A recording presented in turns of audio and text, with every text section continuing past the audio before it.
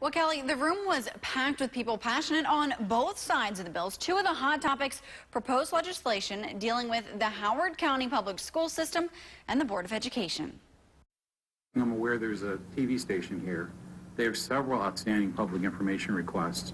They repeatedly asked for interview time with you and your staff, which you denied. I'm just curious, are you going to answer their public information request at any time in the near future? Well, that's a good question too, Mr. Miller.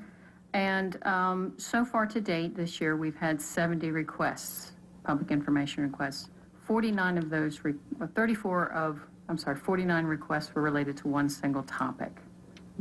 Mold. Howard County Public School System's Superintendent, Dr. Renee Foose, says Delegate Miller's bill, which deals with access to public information, unjustly targets the Howard County Public School System. If passed, this bill would add heavy burdens to both our system and for the state government, but deliver no value to the instructional program nor to the transparency of our processes. Delegate Miller says the bill, which was drafted after hearing parents' concerns, aims for more transparency when it comes to Maryland Public Information Act requests. Responses to our requests have slowed to the legal limit, taking 30 days in almost every instance.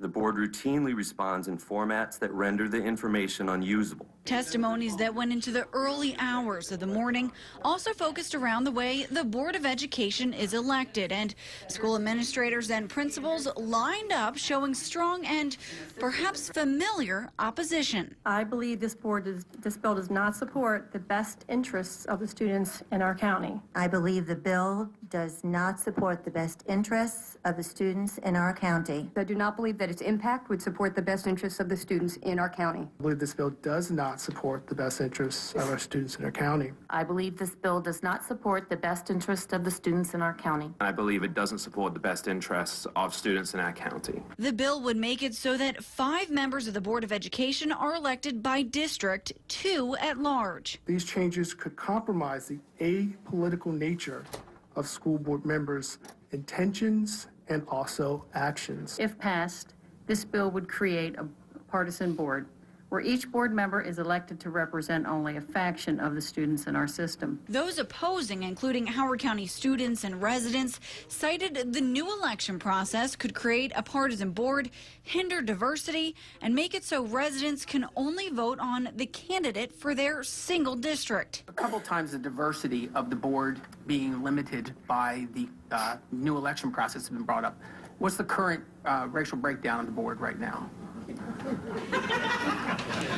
I don't think that the current board represents a diversity of Howard County. Community members showing support in switching up the way the board is elected say they don't feel fully represented, that the board needs more geographic diversity, and some schools in Howard County don't get the same resources as others. In most organizations, it's somewhat unethical to have staff reporting the interest of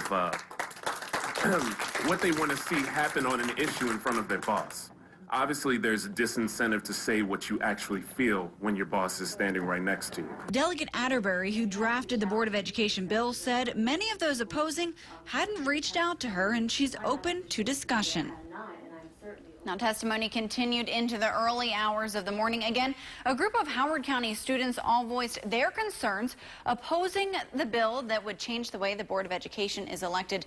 The focus wasn't solely on schools last night. Another big topic was allowing regulations on massage parlors in the county, allowing the health department and police department the authority to take action on illegitimate massage businesses.